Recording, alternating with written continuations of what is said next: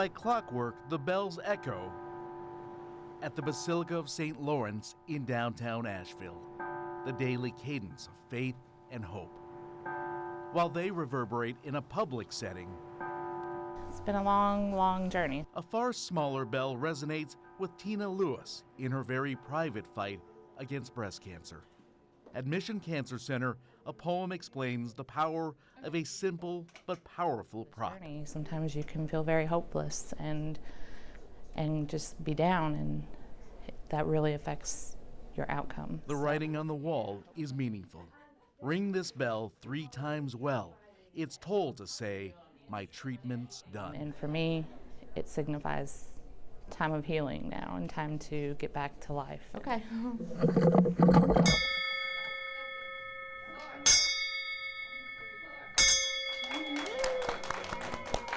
Her last radiation treatment has a nice ring to it. At first I thought it was silly, until I just did that. And it just brings me peace, and it brings me hope for the future. And nothing's more precious to cancer patients than hope. Talk show. We are the Wise Guys. Pat Ryan and my merry band of contributors. Back in September, Pat Ryan of Wise Sports Radio was diagnosed with stage 4 colon cancer.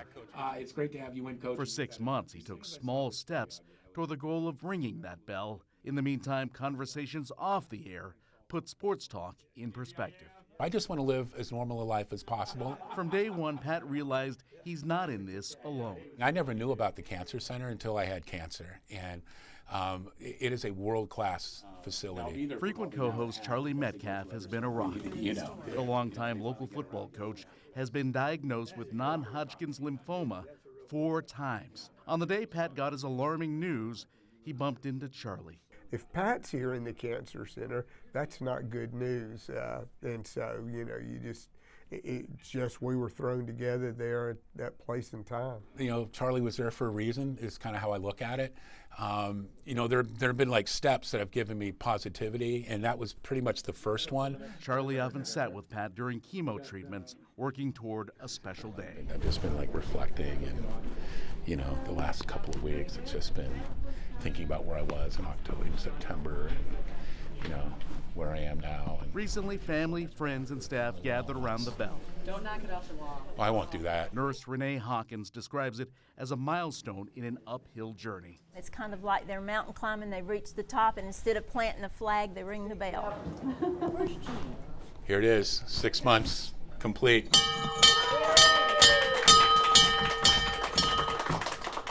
Yeah, to ring the bell is good emotion, and it signals the transition to the next phase of my treatment.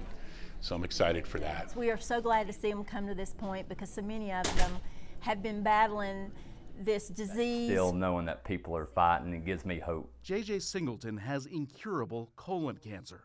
He was once a linebacker at Pisgah High. Had the whole life in front of me. Football is huge in my family. J.J. was diagnosed with cancer in 2015 at 27 years old. After a battery of treatment, the cancer returned. There's nights where I've, broke down and cried, and it's hard to put into words what your emotional state changes and goes through. Even though his moment with the bell seems unlikely, the sound is sweet. I hear it all the time, and it makes me happy, and to know that people are actually battling and beating it. Pat's big step led to a giant hug for professionals who take their jobs so personally. I sure appreciate you. Thank you. The care and the knowledge and the compassion and the kindness, it just goes a long way. I always look forward to coming here, believe it or not. Whether it's Pat or Tina, every ring has the power to set the tone. So I hope people take hope from it and know that it does end. There's always going to be hope. You're always meant to have a purpose in life and to do something that can help other people. The message that's as clear as a bell. Thank you, guys. Awesome. Thank you. In Asheville, John Lee, News 13.